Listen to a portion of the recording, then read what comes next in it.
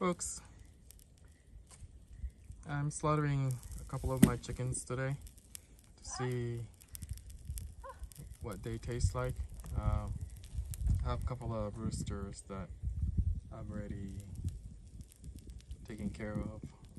So I'm using one of the things that I've seen on YouTube. And so I drilled a hole down below and then put a flame in there, as you can see.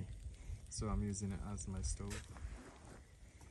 It's taking some time to boil the water, but it's getting there. It's already boiling.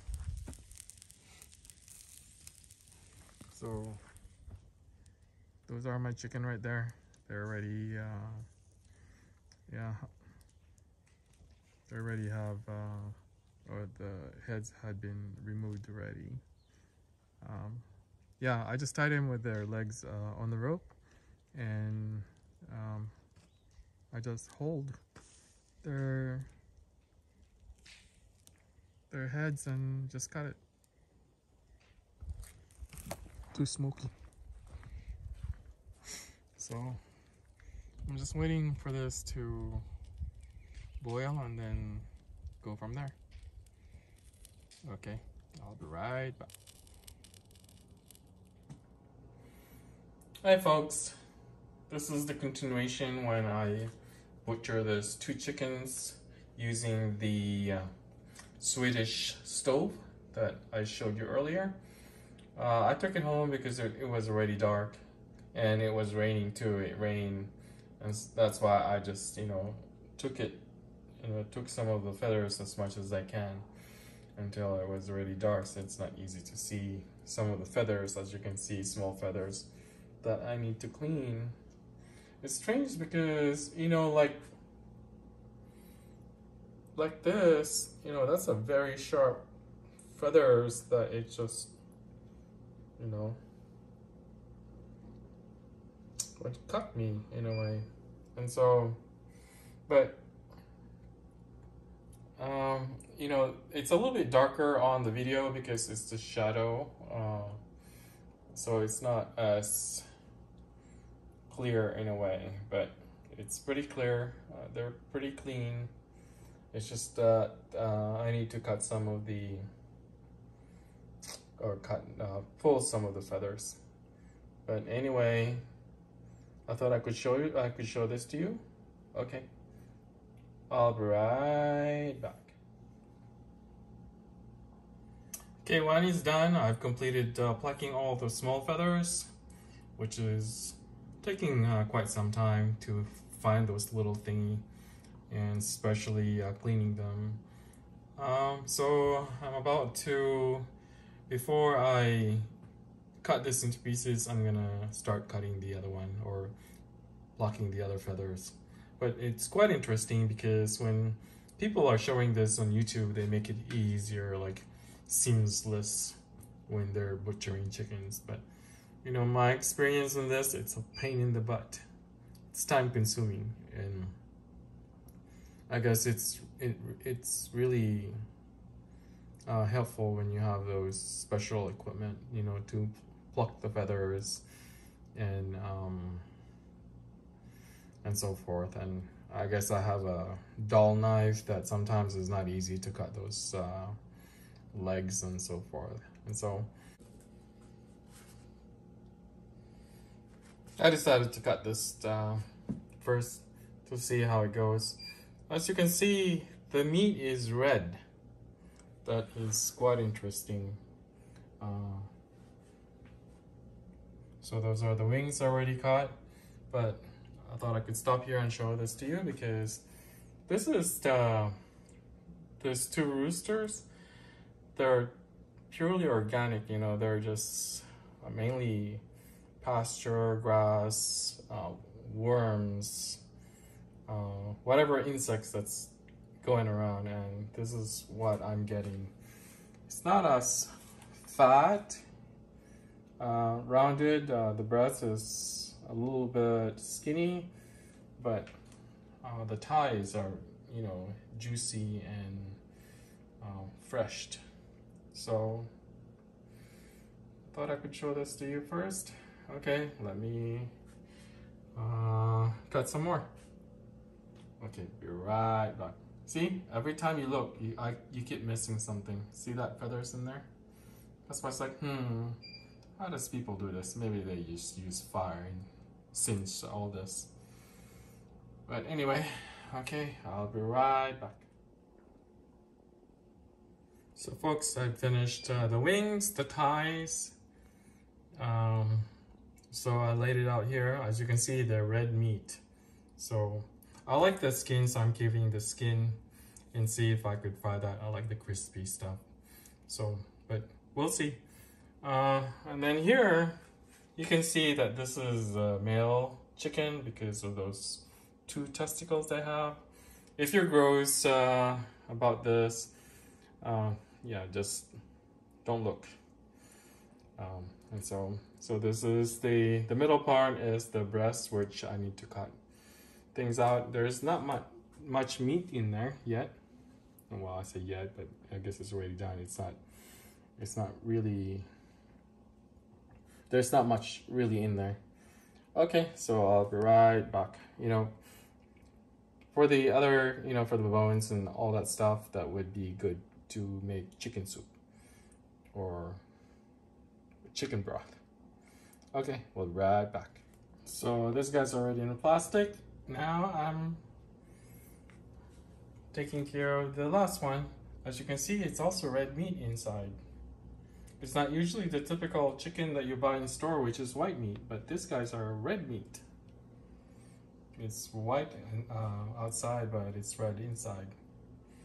So yeah, I think, you know, I mean, look at those thigh. They're like turkey thigh. You know, they're pretty big. It's, you know, if I compare it to the you know, leg, the chicken leg that we typically buy in store, it's like, wow, this is much larger thigh than the store. But anyway, let me work on this. Okay, be right back. Okay folks, I've finished chopping all the chickens. These are my 2 muscles, you know, all the meat. Then I have separated the thigh and the wings. So there are 2 bags, separate chickens, and see, you know, which one is better. And same as here. So we will see which one is better, which tastes better. And I just mix those bones for, you know, chicken broth and so forth. And so, you know, it takes time to cut all this, to clean all this, you know, from the very start. And so, I guess the next stage is to see which one tastes better, and we'll go from there. So, we'll see you then. Okay, bye. The following morning, this is what's left of the Swedish stove, wood stove.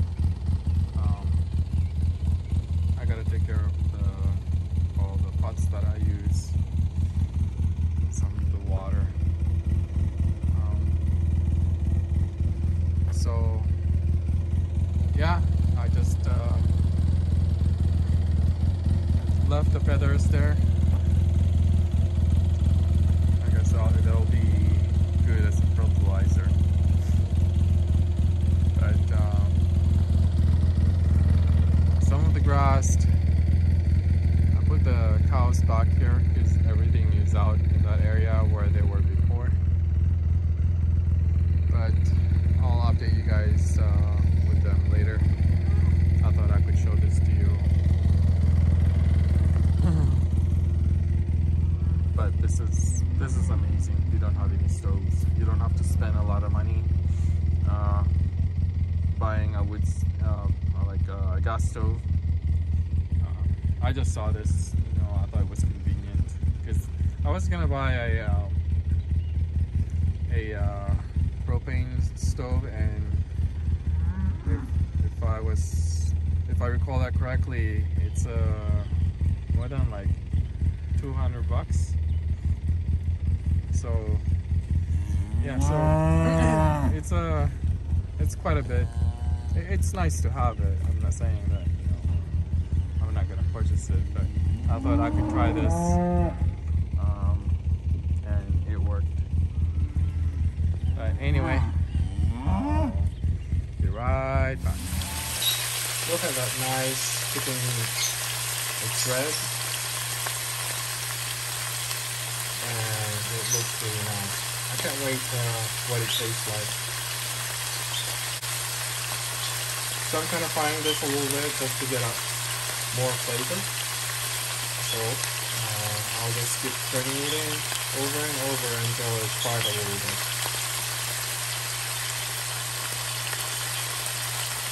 Okay. Look at those juicy sauce. It tastes gonna be great. So I keep turning this until everything is fried a little bit, and then we'll go from there.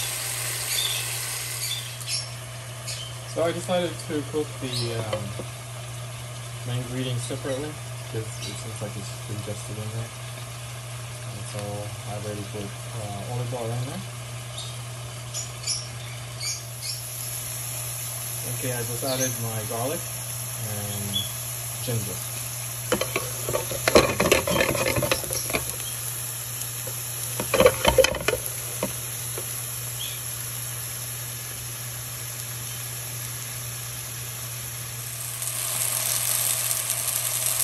Okay, it's almost done. I'll just keep turning this on until I see some brown coloring, and then I'll start mixing it together.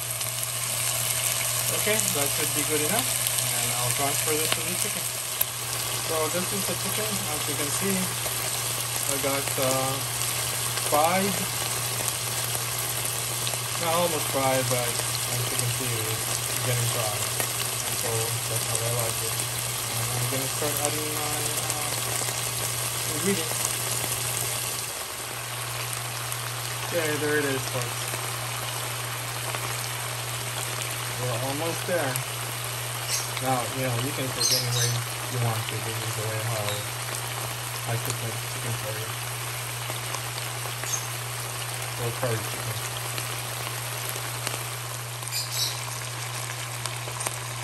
Now it's almost there. Do you see those brown stuff? That would add flavor to the chicken curry.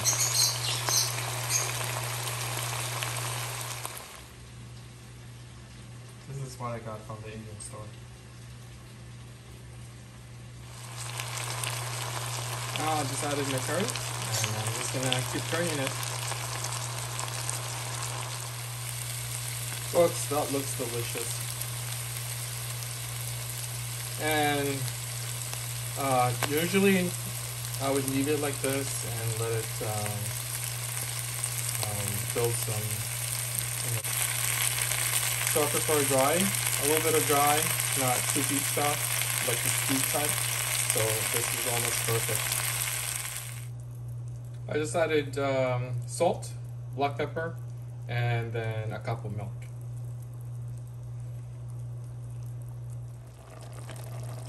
I added a couple of spoons of honey, and as you can see, it's already simmering.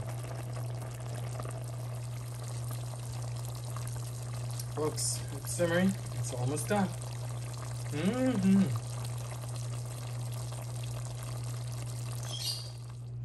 Folks, it is done. The fan was quite noisy, so I'm not sure if you're able to hear my voice while I was commenting on the ingredients. So I have, to summarize in case everything is muted on the video. So I have ginger, garlic, onions, what else? Potato.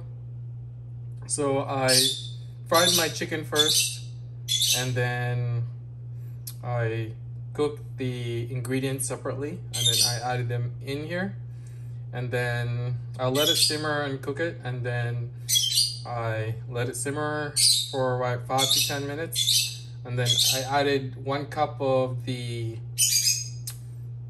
milk, and then let it simmer, and then I added a couple of teaspoons of honey, and I let it simmer, and this is the final product. So we shall see how it tastes like, what native chicken tastes like, or pasture-raised chicken tastes like. I'll be right back. Folks, this is the final product.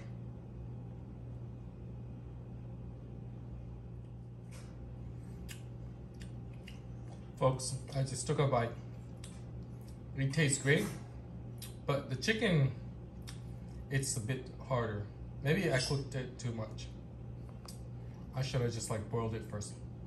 But yeah, this is a pretty good taste for me. It's just balanced, but the chicken is a bit hard. It's not tender at all. So, but I can still eat it. Anyway, that's the end of this video. I hope you enjoyed it, and at least you'll know what native chicken tastes like, or pasture. I'll try the other one and do it the other way. It seems like I fried it too much. That's why it's a bit hard. And it's chewy. Okay.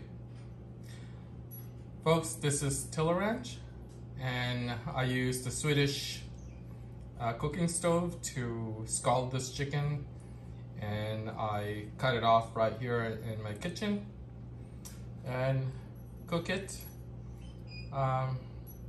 with a local recipe with ingredients I bought from Indian store. And so this is the final product. It tastes good, except the chicken is a bit chewy. Folks, this is the end of the video. Hopefully you liked the video. This is the continuation of the Swedish wood stove that I made to scald the chicken. And I know some of you commented that was too short, so okay. I started from the beginning, and here is the final video where I also cooked the chicken, and this is the outcome. So if you like the video, subscribe if you haven't subscribed, and hit the thumbs up. I know some of the things in the video might not be easy to hear, that's why I kind of summarize it. If you have any question, just comment, you know, I'll answer as fast as I can. So until then, I'll catch you later. Okay, bye.